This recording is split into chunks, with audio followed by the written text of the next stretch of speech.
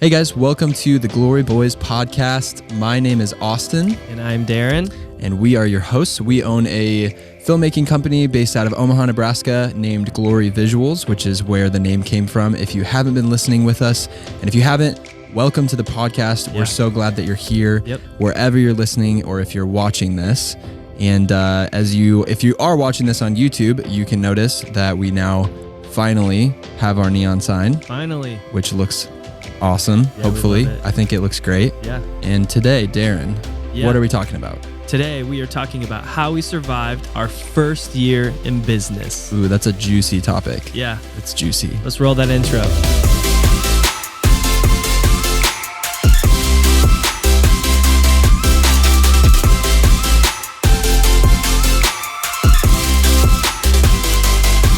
Cool. So today we're talking about a juicy subject. Like you said in the intro, we have an awesome podcast we're excited to talk about. Before we move into that, how are you doing? You know, I'm good. Good? I'm good. I am genuinely good. Yeah. I just it's been a long week. We have had quite a few just client projects to wrap up. We had our last wedding film of 2020 to get out this week. A lot of church projects this week coming up with Easter and everything like that. So it was just, as you know, we were here till 10:30 together Wednesday night, here late last night, and gonna be shooting all day tomorrow, recording this today. So yeah, it's been a grind, but it's been a really good week. Yeah. How about you? It's been awesome. I've felt the amount of work that we've done this week. That's for sure. Even just in maybe my lack of sleep, or I haven't been to the gym as much as I've wanted to. And so it just kind of compiles. But yeah, some weeks they're grind time. Well, I mean, you were gone for a week too. So there's kind of that natural reset. Yep. Kind of takes a week, I feel like, to that's really probably, get back into old habits. And probably feeling some of that for sure. Yeah, definitely. But hey, we crushed it this week.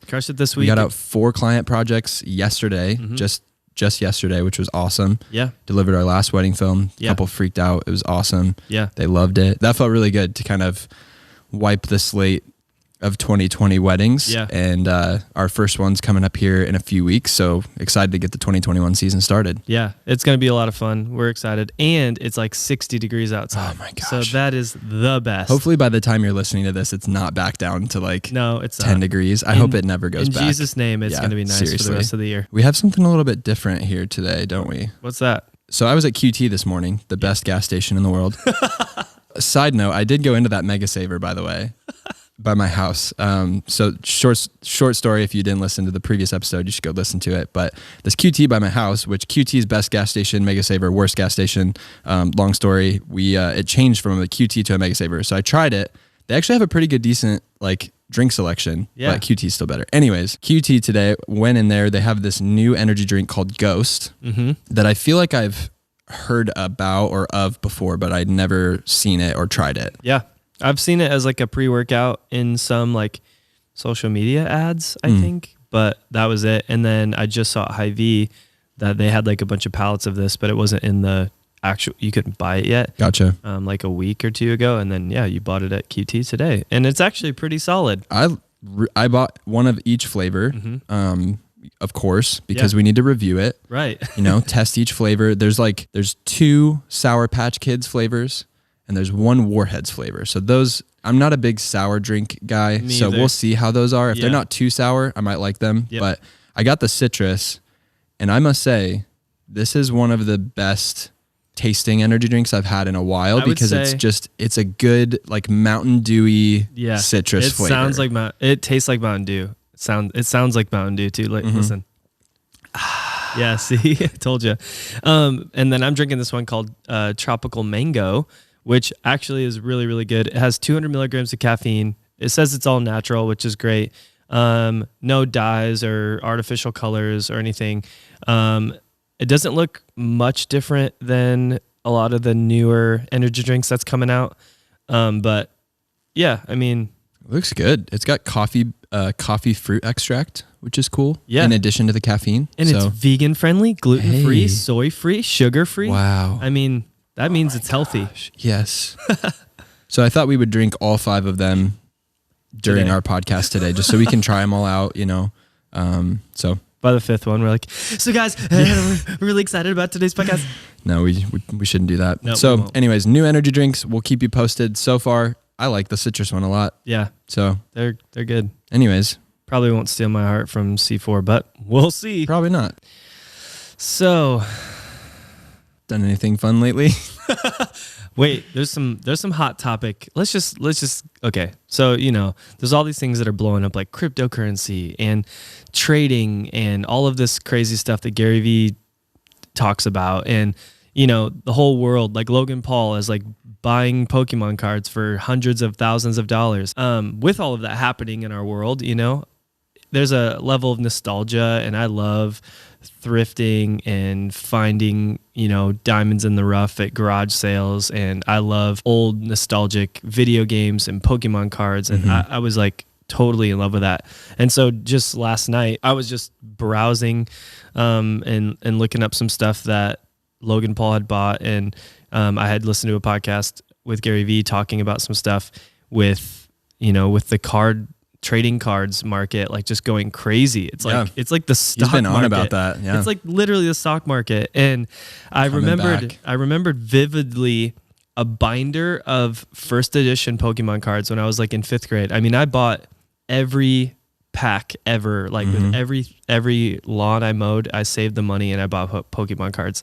And so I had tons of first edition holographics, a couple of them being the Charizard first edition holographic. I remember having it. I remember seeing the first edition. I remember holding it, having it in a triple thing. Like I was like fanatical about protecting my really good cards. And back then it was only worth like $50, but now it's worth like $350,000. Yeah, it's crazy. So long story short, I actually ended up I moved like 16 times as a kid, and through moving, throwing away stuff and like getting rid of things.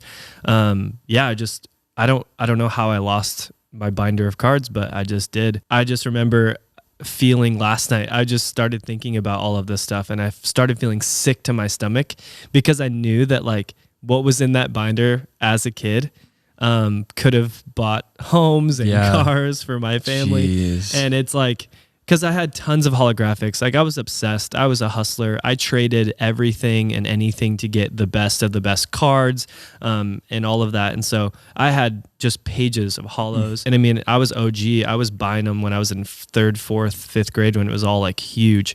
And so that's crazy.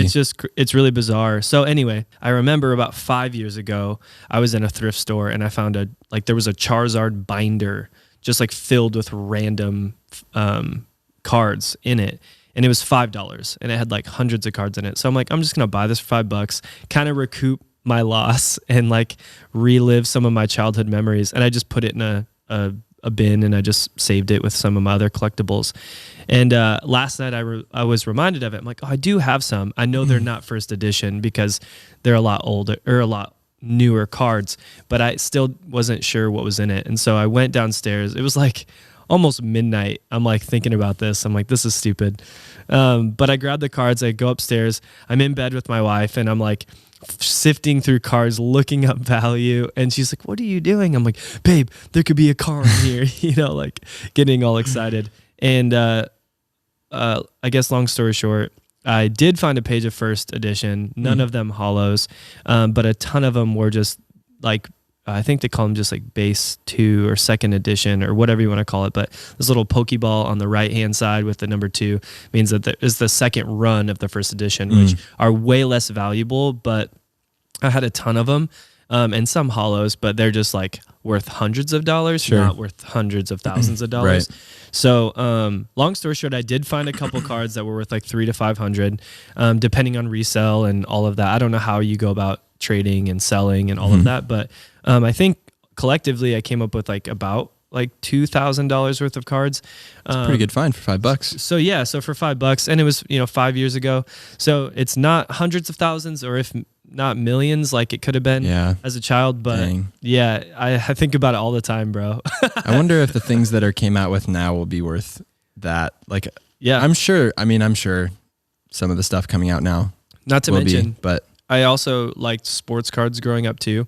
And so I had a ton of baseball cards. And I remember I had a Ken Griffey Jr. rookie card, which he played for the Mariners, I think then. Is that even I have no idea. I know nothing about baseball. I don't know much anymore. But anyway, I had this Ken Griffey Jr. It was in a hard case. I remember it was really valuable. I think it was like $27 when I got it from a shop. I looked it up last night and it was $12,000. It's selling like hotcakes, $12,000 right now. Dang. And I had the card. I saw it literally like moment of like holding it as a kid and then like sick to my stomach instantly. No, you don't have it anymore. Don't have it anymore. Dang. I don't have any of my sports cards or anything. But yeah, did you grow up That's with like sad. cards? Did you play like Pokemon, Yeah, Yu-Gi-Oh, like I did. sports cards? So this is going to make me sound super nerdy, but the only thing I ever really got into like collecting, and I almost had a full first set. There was one that was like, it was like the really rare one, but they were Mighty Beans. What's that? Mighty Beans. I almost can't talk about it because they're so comical. They were these beans.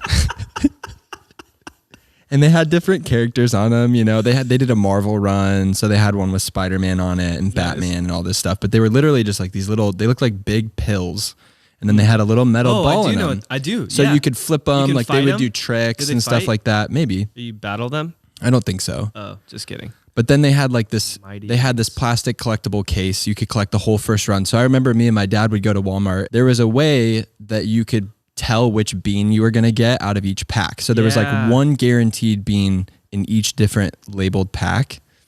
That's them. Mighty so we Beans. would go and get all of the packs that we knew we needed to get all 50. I think there were 51 Yeah. or 101 or something Sure. in the case. I had all of them except for, I think it was the moose. Yeah, the case, The blue moose bean. the clipping case. That I have that. Yeah. I think I still have it. You do? It might be worth something, but the problem is there's one slot up at the top it's for like a blue moose bean, I'm pretty sure. It's like the Mighty Moose bean, and that's the one I don't have. That's the one it was like the hard to get rare one. Yeah, so just so you know, right now on eBay, that blue one is $209. Not bad. What's a whole first edition set run for? So Classic Series 1 set right now on eBay is about $225 for the whole set. But it's like $200 just for the one blue bean. Yeah, well that was the thing.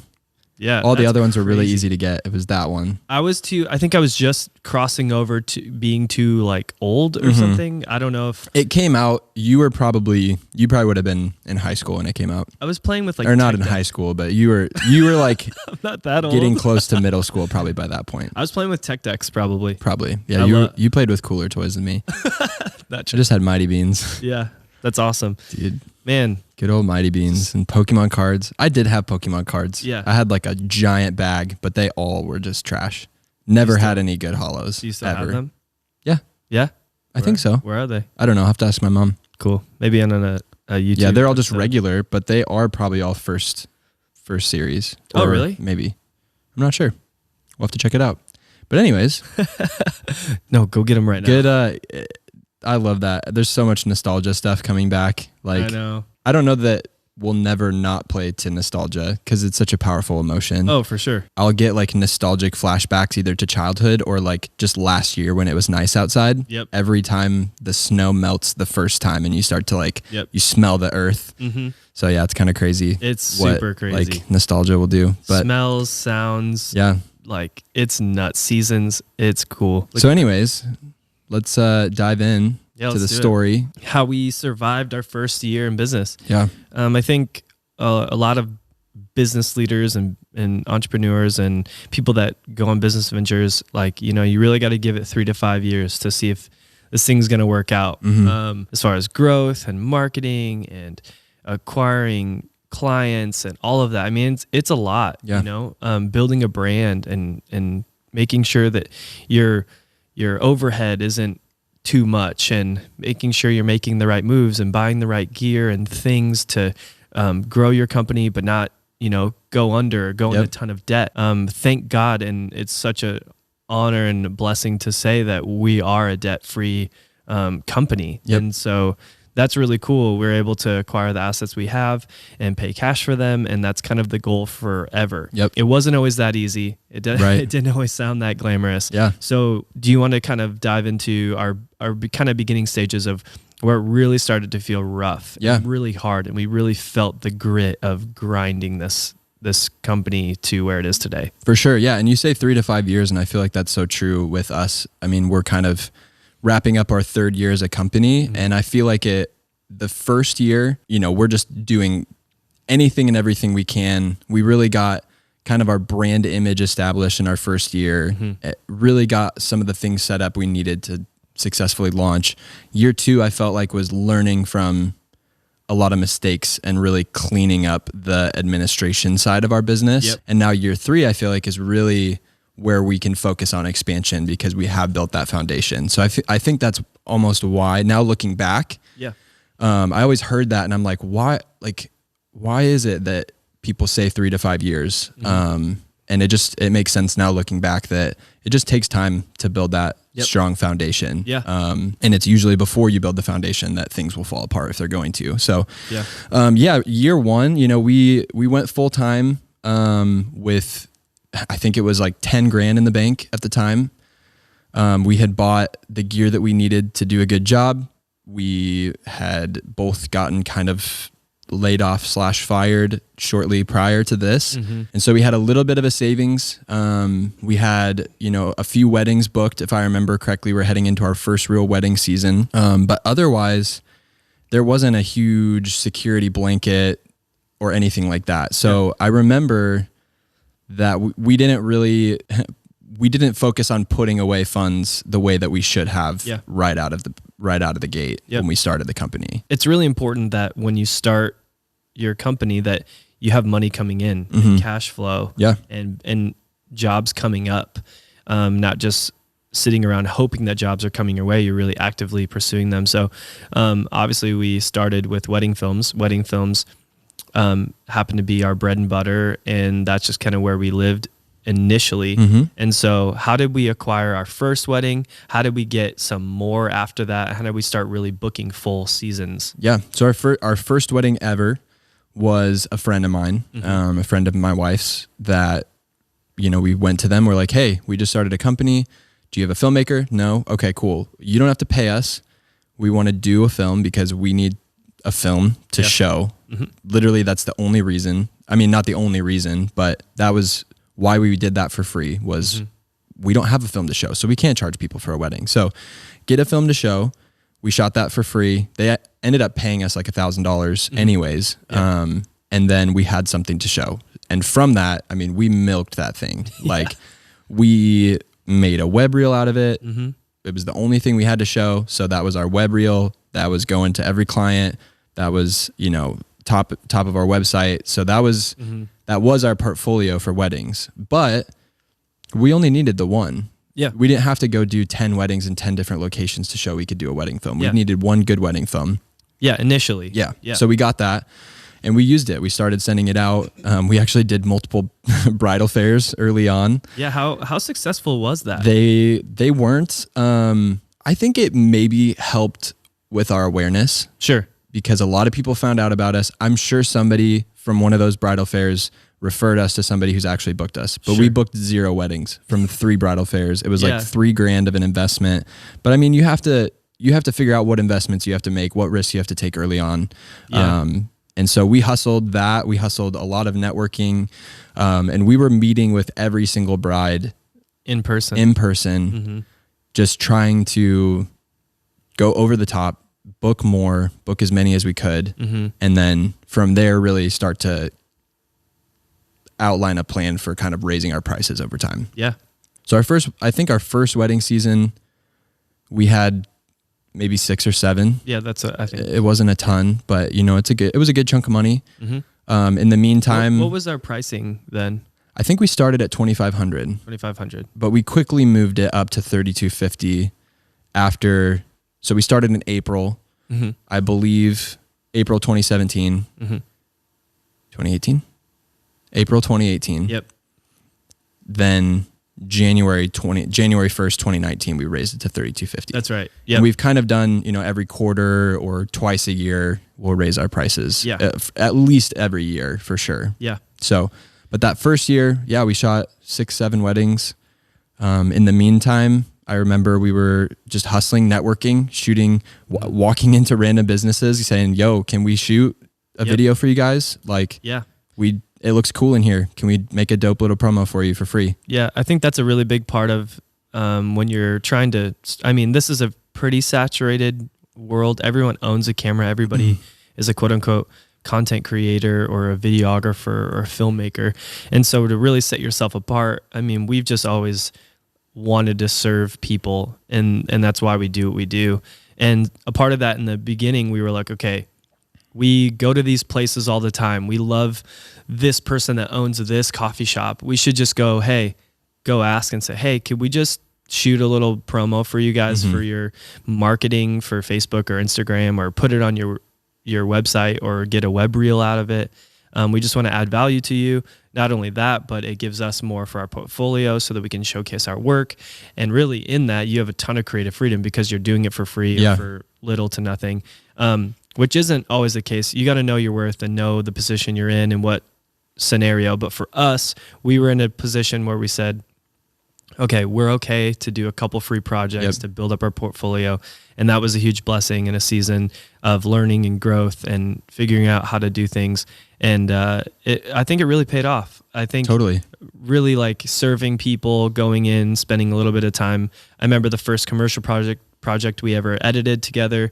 We shot it like within a few hours. It was a coffee shop, baked goods, coffee, super simple. And then we edited it in a taco shop here in Omaha at like, I don't know, late at night, and we just finished it. I don't know why we ended up finishing it there. We were still working full time, I think, at that time. Yeah, so we were still trying to hustle side work and trying to gain a portfolio in the midst of still working full-time jobs. And you have to make sacrifices. If you want to work for yourself, it's a lot of work. Yeah. People, I think a lot of people get a little confused on that. It's like, man, I just want to quit my job and YouTube or game or be a filmmaker or photographer. Well, you can actually do all of those and you can make a lot of great money doing that, but it's a ton of work. Yep. Yeah. I remember when I first discovered Gary Vee, he was talking about you should, if you work an 8 to 5 and you want to get out of that 8 to 5, what are you doing with your 6 to 2? And that's a little extreme, I think. I think he'll be the first to tell you that his work-life balance is different than most people's. Yeah. And you have to sleep. Yeah, and you have to know yourself well enough. But no, I think that's great. It is very difficult to start a business, and our recommendation would always be, if you have a full-time job, don't quit your day job until your night job is ready to replace it. Yep. And that's what we did. We were a little bit forced into jumping in full-time. Yeah. But we knew that it was God. We knew that it was time, and we were ready. But yeah, build it on the side. Keep your full-time job, hustle those night hours, weekends, use that time to build your side hustle, and then go full-time when you can. It's not something you can just leave your job and then pick up and it'll take over your day job. Yeah. And if some of you that are watching and listening, I mean, yeah, you have kids, you're married, you have this or that, or you travel all the time, but you have this just deep passion to do something on the side. Just cut out that few hours a week and just work on it slowly. Just do something to move it forward. And I know this is a little off topic, but we just want to really inspire people. I know there's a lot of people in our lives that we've really poured into and invested in, and we're just seeing them start to come alive and see their businesses grow, see their opportunities open up. Like, man, I really can start a business and do this full time with my camera. And it's just a beautiful thing to see. And I even just think of Bray, our full-time employee, like B Ray, shout out. Yeah, B Ray. She's shooting this right now, killing it. And it was cool because she was working a job that was tough, and she was working nights, and her sleep schedule was all out of whack. And it was cool to say, hey, like, you've been crushing it for a few years. You've been putting the time and the work in. Like, I want to offer you a job so that you can live in this passion and this calling. And she's freaking killing it. Yeah. So it's just cool. So that's one of the perks of building your business and getting through those first couple of years. But that's a really great, I think, segue into our Chug-a-Lug break, because the company that we're going to talk about today is actually somebody that came onto our team at church that, we kind of took in, trained, and really built, and now they've gone and started their own company, and that is now crushing it. So let's go ahead and hit our Chug-a-Lug break. And in today's episode, We're talking about LeVay Photo, our good friends, Adam and Abby. Yep. They are a husband-wife team out of Omaha, Nebraska. They specialize in weddings, couples, families, engagements, newborns, and they are crushing it. Yeah, they're amazing. It's just, like Austin was saying, like it's just cool to see someone that was on our team really find a passion and then begin to be really great at it. Yeah. So they're super fun to work with. We've shot weddings with them. We have weddings booked with them coming up this year, and they're just an amazing couple. They have great eyes. They have great editing style, and if you need any sort of photo at all, families. Abby is super great with babies. That's true. She's just phenomenal.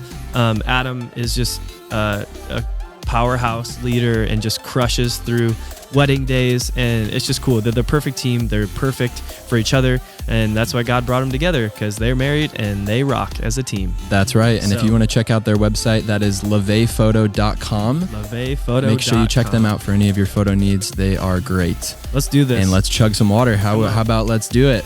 Stay hydrated, folks. Stay hydrated.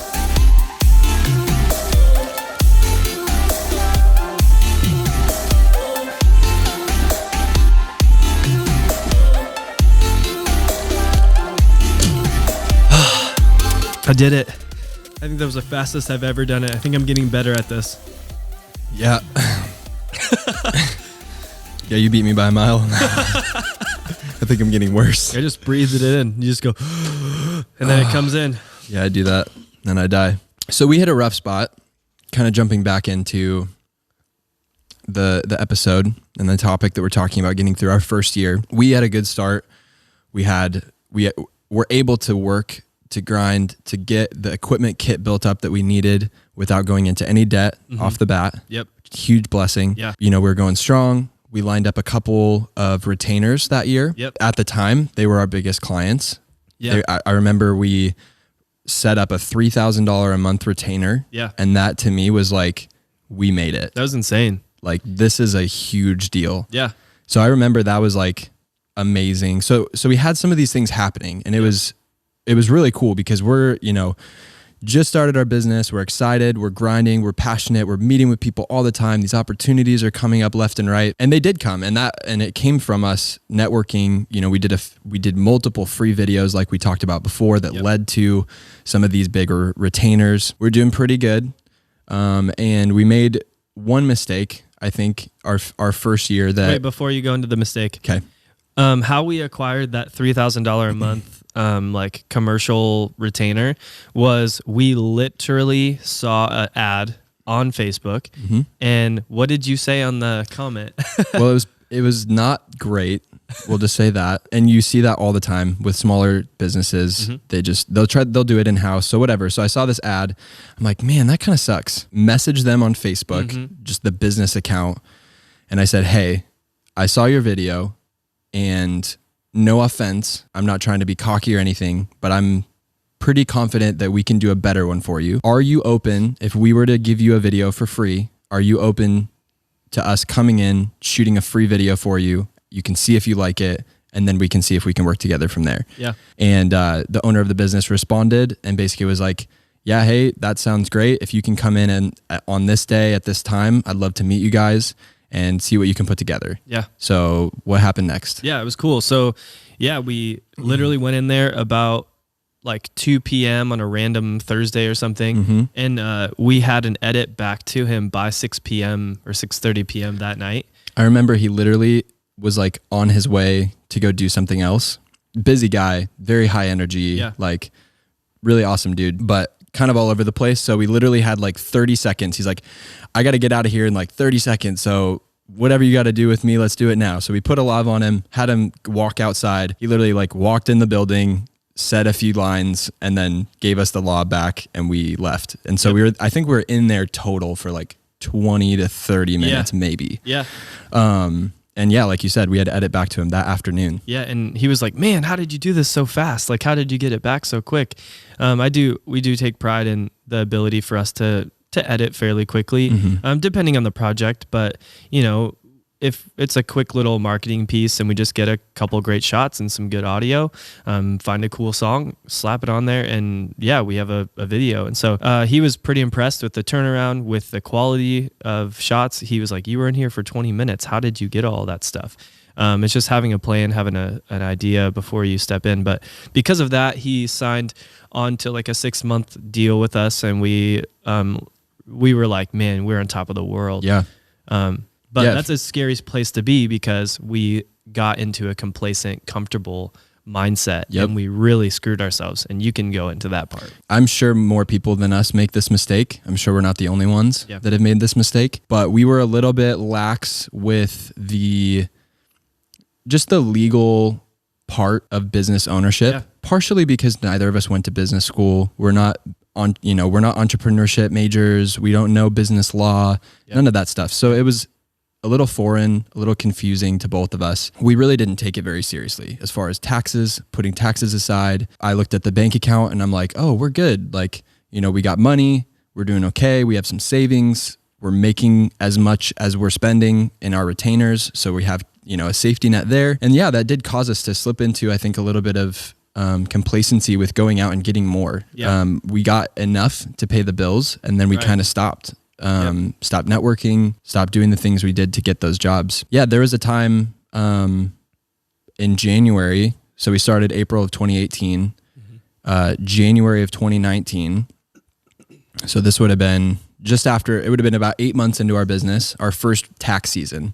Or was it not till the next year that we really got screwed? That wasn't until the next year. So it was our first full year. So yeah, so we started in April and didn't really put aside taxes for the year of 2018 for those 8 months. So we get into 2019 and we get an accountant during 2019. We got some things figured out. We switched to QuickBooks. So we had a legit kind of accounting software.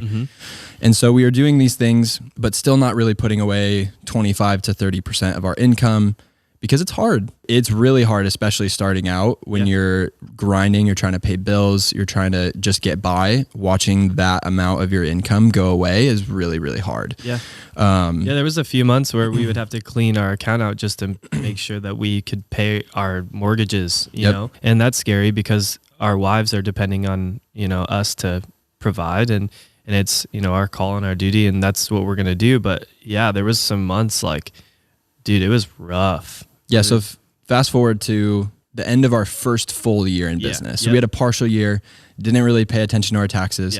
Our first full year, again, didn't really put away money for taxes. And then the end of our first full year, our accountants were like, hey guys, you're going to have to pay in, I think it was close to $25,000 worth of taxes from the partial year and then the full year. So they put us on this plan. It was a 5-month plan. It was like $7,000 a month. Maybe it was $35,000. I don't remember. It was a lot of money. It was way more money than we had that we owed. I block it out of my mind. Yeah, it like makes me sad, nervous and anxious just talking about it. It was a hard time because there were times during that. There was a whole 2 months where we had to pay ourselves as we could. We'd been paying ourselves full time for quite a while. We'd had a couple times we'd missed a paycheck, but that had been somewhat consistent. But there were times where we would literally have to just wait and make partial paychecks here and there. Our wives would be asking us, hey, are you going to get paid next Friday? Like, we have bills coming up. Man. And that's a real thing that we went through. We were paying out $7,000 every month. It would just come out. We weren't making that much hardly. So we would literally make like $7,000 to $8,000 in a month, and it would all go right back out. And so this kind of ties with the reason why you shouldn't quit your job and not have a plan for when you start your job, your business venture. Definitely like save, prepare, get as much knowledge as possible on how you're going to do it. If you're going to open an LLC or whatever type of company you want to do, and just really do your research. But not only that, but when you do start it, just make sure that you have a plan. Obviously, we had a plan and we had the go ahead to start this thing. But I think the whole taxes and really just being overwhelmed by the vastness of it all really put us in a really dangerous spot. Yeah.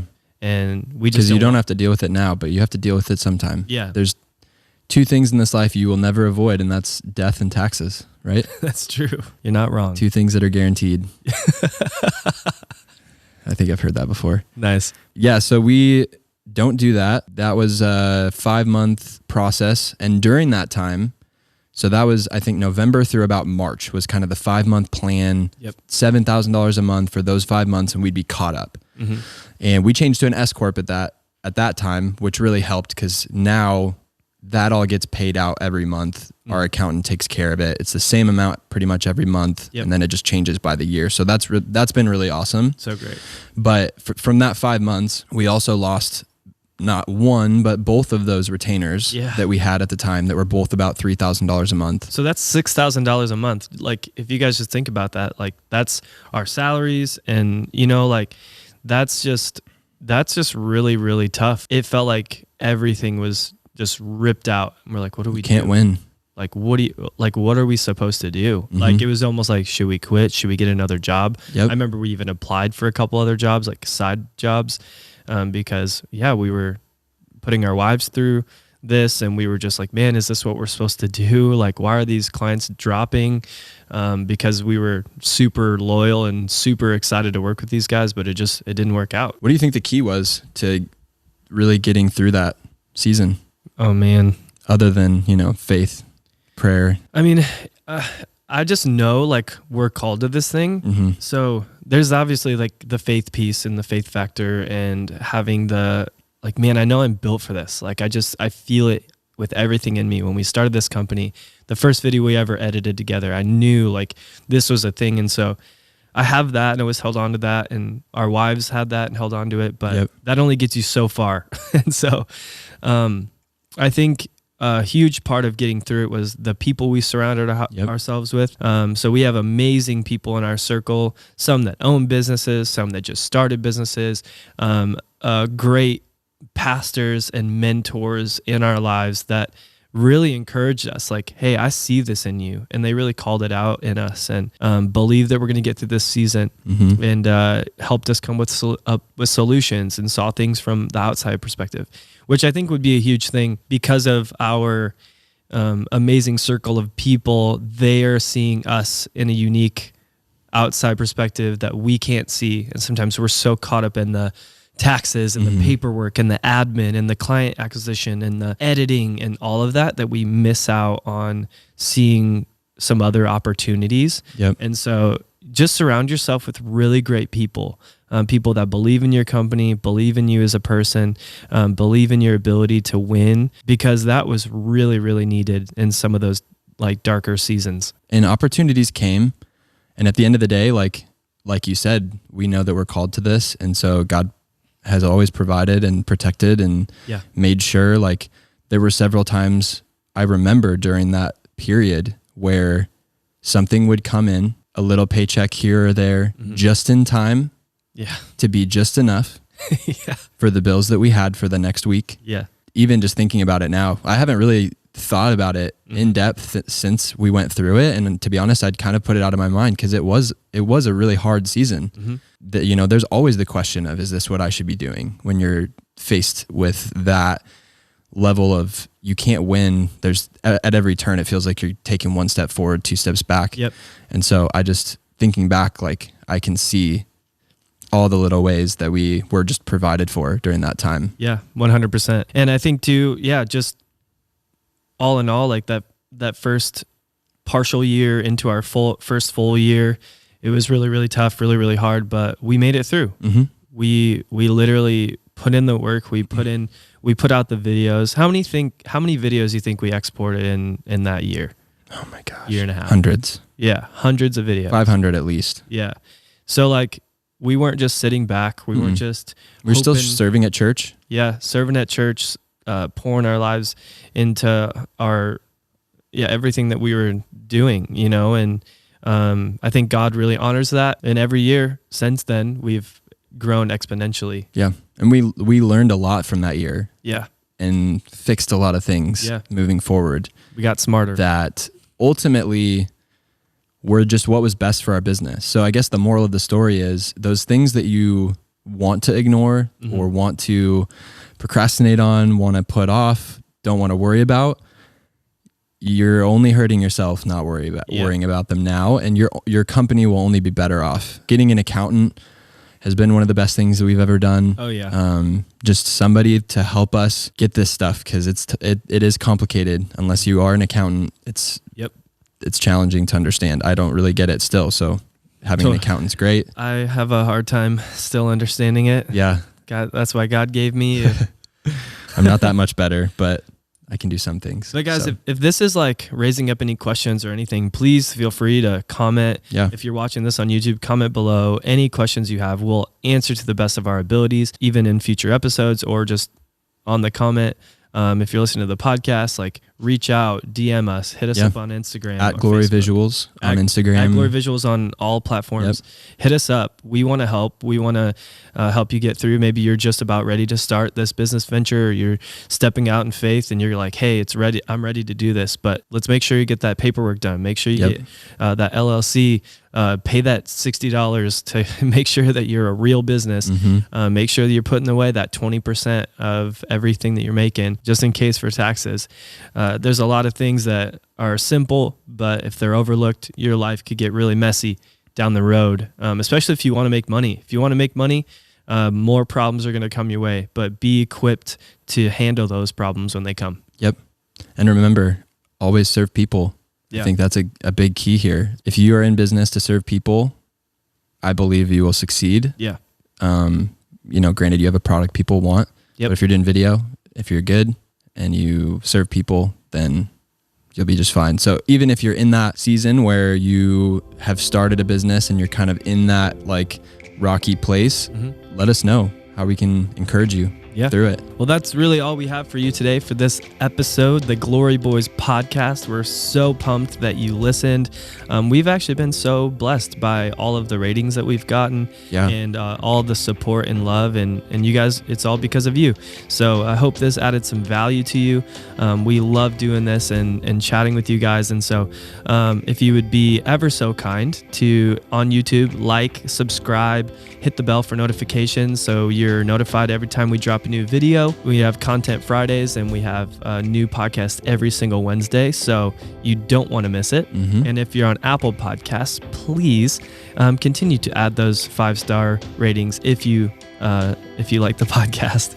But we love it. It helps us a ton because it helps spread our podcast and rank us and be seen. So we love you guys so much. We're super grateful for you, and we'll see you in the next episode.